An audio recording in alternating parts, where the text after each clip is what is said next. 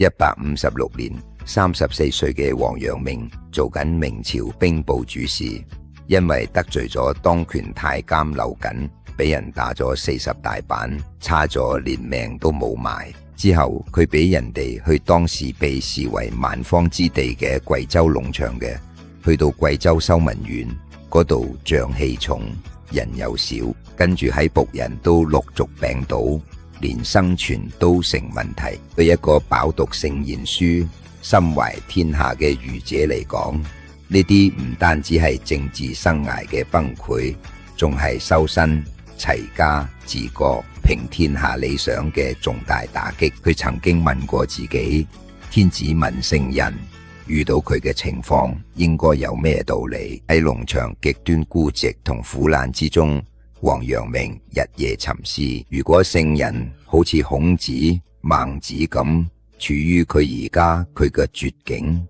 會點樣自處呢？佢唔再向外揾經典注解，而係向內反省自己本心。有一晚，佢忽然大徹大悟，做人之道，我本性已經足夠，唔需要向外求。呢個就係中國思想史上劃時代嘅農場悟道。佢領悟到良知本來就喺人心入邊，真理唔睇書本，而係佢內心嘅覺知同實踐。呢個成為咗心學嘅紀實。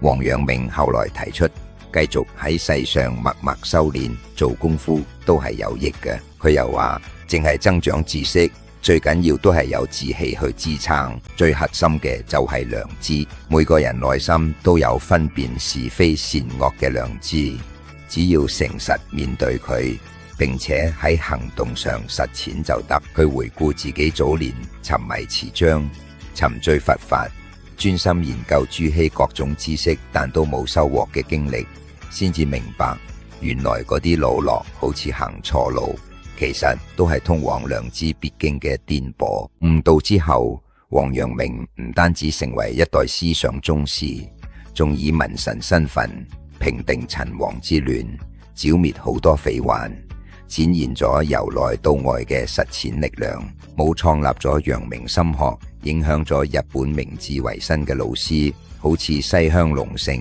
超憲宇哲，甚至近代中國嘅曾國藩、梁啟超、毛澤東等等。王陽明嘅人生話俾我哋知，真正嘅智慧唔係喺順境嘅光環入邊，而係喺絕境嘅沉思之中。嗰啲俾史家當做失敗嘅放逐、大雅孤獨同質疑，原來都係命運為咗歌聲所設嘅道場。佢喺農場病死，但正正係喺農場，無論錯定出，令佢內心開咗光明。